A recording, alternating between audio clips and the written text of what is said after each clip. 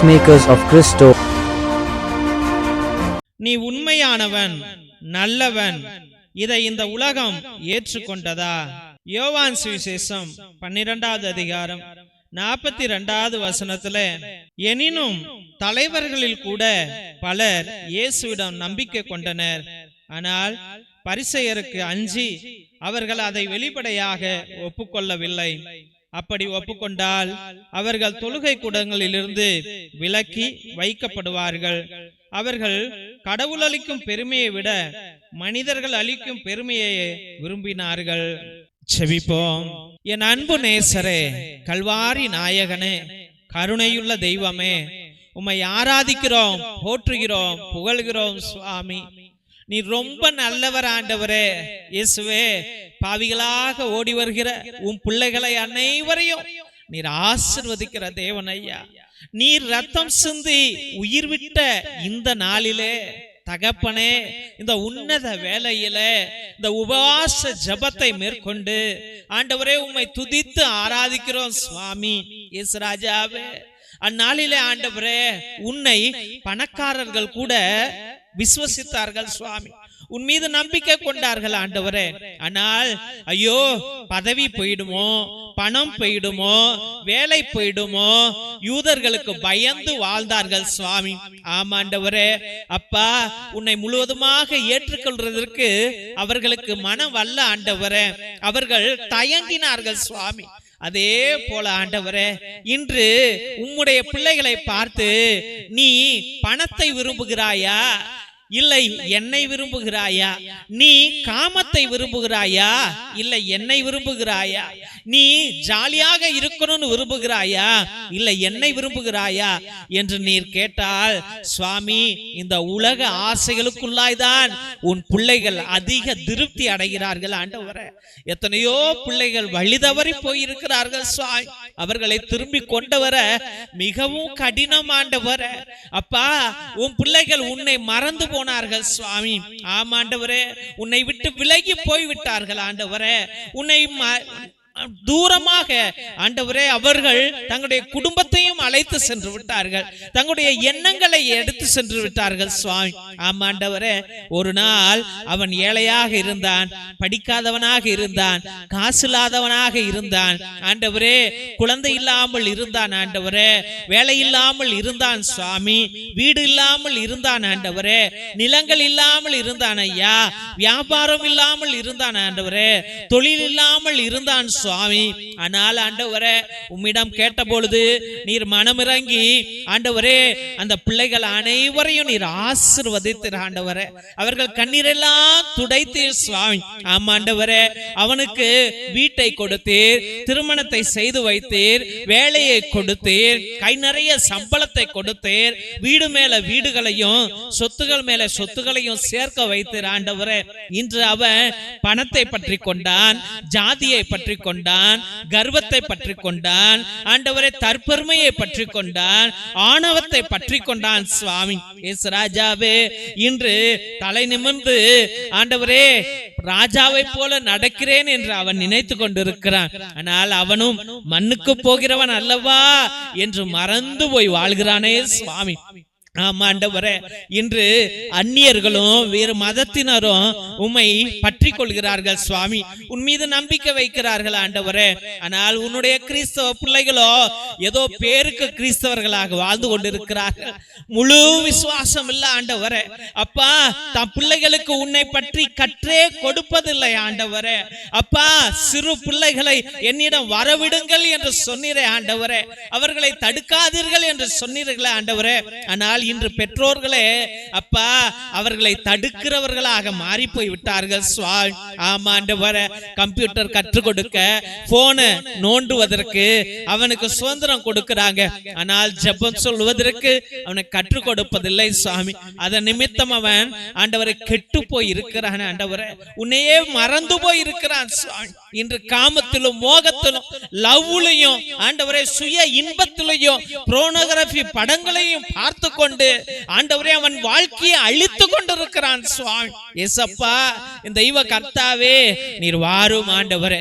உன்னை ஒவ்வொரு மகனும் மகளும் முழுவதுமாக விசுவசிக்கணும் ஆண்டவரே. அப்பா, இன்னும் கொஞ்சம் பேரு ஆண்டவரே, என்னால என் பிரச்சனையே தீர மாட்டேங்குது, என் குடும்பத்துல நிம்மதியே இல்ல, நான் வேண்டி என்ன பிரயோஜனம் என்று உன்னை விட்டு ஓடி போகிறார்கள் சுவாமி. ஏசப்பா, அந்த பிள்ளைகளுடைய கண்ணீர் எல்லாம் தொடங்கி ஆண்டவரே, ஐயோ ஒண்ணுமே நடக்க மாட்டேங்கிறதே என்று கண்ணீரோடு ஜெபிக்கிற ஒவ்வொரு பிள்ளைகளுடைய கண்ணீரையும் நீ துடைத்து அவர்களுக்கு சாந்தியையும் சமாதானத்தையும் ஒற்றுமையையும் வெற்றியையும் நீர் இப்பொழுதே அருளும்படியாக ஜெபித்து ஆண்டவரே, அந்த குடும்பத்தை ஆட்கொள்கிற தேவனாக நீர் இன்று இரவு இறங்கி வரும்படியாக ஜெபித்து அருமையான பிள்ளைகளை உடைய பரிசுத்தமான கல்வாரி பாதத்துல சமர்ப்பித்து ஜெபிக்கிறோம் எங்கள் ஜீவனுள்ள நல்ல பிதாவே. ஆமென், ஆமென், ஆமென். சிலுவை ஆசீர்வாதத்தை பெற்றுக்கொள்வோம். தந்தை ஆசீர்வாதத்தின் திருசிலுவை, திருசிலுவை உனக்கு வெளிச்சமாய் இருக்கிறது. நரக சர்ப்பம் உனக்கு அதிபதியாக வேண்டாம். சாத்தானே அப்பாலே போ. அபத்தங்களை இப்பிள்ளைகளுக்கு போதிக்காதே. நீ கொடுப்பது தீது, நீயே அந்த நஞ்சை உட்கொள். நற்கருணை ஆசீர்வாதத்தை பெற்றுக்கொள்வோம். எல்லாம் அல்ல இறைவன், தந்தை, மகன், தூய ஆவியார் உங்களையும் உங்கள் குடும்பத்தாரையும் ஆசீர்வதித்து வழி நடத்தி காத்திருள்வாராக. ஆமென், ஆமென், ஆமென். இயேசுவில் அன்பார்ந்த சகோதர சகோதரிகளை, ஒவ்வொரு நாளும் மதியம் 3 மணியிலிருந்து 5 மணி வரைக்கும் தேவனோடு ஒன்றித்து ஒவ்வொரு பிள்ளைகளுக்காக ஜெபித்துக் கொண்டிருக்கின்றோம். உங்களுடைய கருத்துக்களை கீழே இருக்கிற வாட்ஸ்அப் நம்பருக்கோ இல்லை லைவ் சாட் மூலியமாக கூட நீங்கள் உங்கள் கருத்துக்களை அனுப்பலாம். உங்களுக்காக ஒவ்வொரு மணி ஜெபத்திலும் ஒப்பு கொடுத்து உங்களுக்காக ஜெபித்துக் கொள்ளப்படும். உங்களுடைய திருப்பலி கருத்துக்களை நீங்க வாட்ஸ்அப் மூலியமாக அனுப்புங்கள். இதே நம்பருக்கு, கீழே இருக்கிற நம்பருக்கு உங்களுடைய கருத்துக்களை அனுப்பிவிட்டு அதே நம்பருக்கு கூகுள் பே மூலியமாக 100 ரூபாய் கட்டும்படியாக அன்போடு வேண்டுகிறோம். தெய்வ பிள்ளைகளே, ஒரு சில பேரு ரொம்ப நாள் கஷ்டமா இருப்பீங்க, ரொம்ப வேதனையில இருப்பீங்க. அவர்கள் 1 திருப்பலியோ 3 திருப்பலியோ 5 திருப்பலியோ 7 திருப்பலியோ 9 திருப்பலியோ 12 திருப்பலியோ 33 திருப்பலியோ 77 திருப்பலியோ, உங்களுடைய கருத்துக்கள், உங்களுடைய பாரம் எப்படி இருக்கிறதோ அதை பொறுத்து உங்களுடைய கருத்துக்களை அனுப்பி திருப்பலியை நிறைவேற்றும்படியாக, நேர்த்தி கடன் செய்து கொள்ளும்படியாக அன்போடு வேண்டுகிறோம். ஒரு சாமியார் 2 மணி நேரம் உட்கார்ந்து எல்லா ஜபங்களையும் அவரே சொல்லி அதே ஒரே ஸ்பிரிட்டோட, ஒரே ஆத்மாவோட, ஒரே சக்தியோடு உங்களை இந்த பலிபீடத்தில் சமர்ப்பிக்கிறேன் என்றால் கடவுள் வானக தந்தை உங்கள் மீது எவ்வளவு கருணை கொள்வார் என்பதை நீங்களே புரிந்து கொள்ளுங்கள். மற்றும் தெய்வ பிள்ளைகளை, நீ ஒரே ஒரு உதவி கேட்கிறேன். என்னவென்றால், இதை பார்க்கிறவர்கள் தயவு செய்து சப்ஸ்கிரைப் பண்ணுங்க, அந்த பெல் பட்டனை அழுத்துங்க. உங்களுடைய கருத்துக்களையும், இந்த பிரேயர் நல்லா இருக்குதா, நல்லா இல்லையா என்று கூட நீங்கள் சொல்லலாம். அப்படியெல்லாம் நீங்க சொல்லும் போதுதான் எங்க ஃபாதர்ஸும் இதை ஆர்வப்படுத்தி உற்சாகப்படுத்தி இன்னும் நல்லா செய்யுங்க ஃபாதர் அப்படி என்று சொல்வார்கள். இல்லை என்றால் பிள்ளைகளை, இது யாரும் விருப்பப்படல ஃபாதர், நிப்பாட்டினுங்க என்று சொல்வார்கள். இவ்வளவு கரண்ட் பில்லு, இவ்வளவு computer bill, camera bill, net bill எல்லாம் வேஸ்ட் ஆகி போயிடும், எல்லாத்தையும் நிப்பாட்டிட்டு போயிடும்.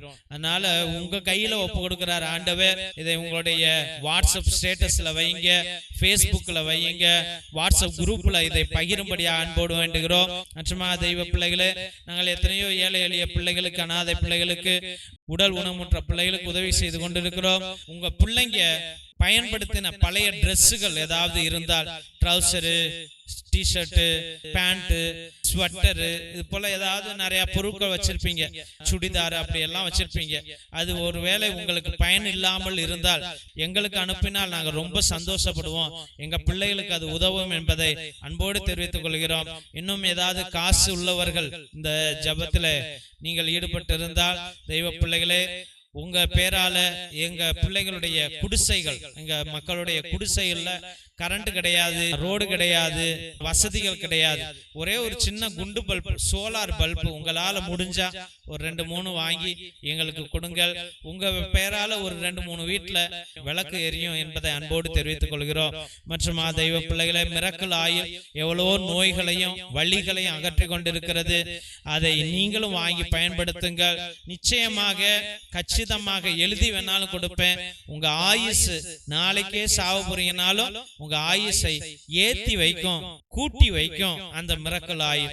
அப்படிப்பட்ட ஆயில் அது. ஏனென்றால் என் தந்தையானவர் 4 வருடங்களாக மரணப்படுக்கையில் தான் இருக்கிறார். ஹாஸ்பிட்டலுக்கெல்லாம் கூட்டிட்டு போனதே கிடையாது. இந்த மிரக்கல் ஆயில் தான் அவரை காப்பாத்திட்டு வச்சிட்டு இருக்குது. அதனால நீங்களும் அதை வாங்கி பயன்படுத்துங்கள். மற்றுமாக ரத்தத்தின் விடுதலை ஜப புத்தகம், இது கட்டு ஜப புத்தகம், இது விடுவிக்கும் ஜப புத்தகம். எத்தனையோ பிள்ளைகள் கட்டுகள்ல குடும்ப வளர்ச்சி கிடையாது, குடும்பம் உடைஞ்சு போய் கிடக்கிறது, பலவிதமான சோதனைகள். இது வாழ்நாள் முழுவதும் உள்ள கட்டு ஜப புத்தகம். அந்த காலத்துல அந்தோனியா தகடு, செபஸ்தியா தகடு நம்முடைய மூதாதையர்கள் வைத்து எல்லா சாத்தான்களையும் விரட்டி அடித்ததை போல, குடும்பத்துல சமாதானம் வந்ததை போல, அதில் உள்ள ரகசிய ஜபங்கள் கொண்ட புஸ்தகம் இது. அதனால் இதை வாங்கி நீங்கள் பயன்படுத்தும்படியாக அன்போடு வேண்டுகிறோம் தெய்வ பிள்ளைகளே.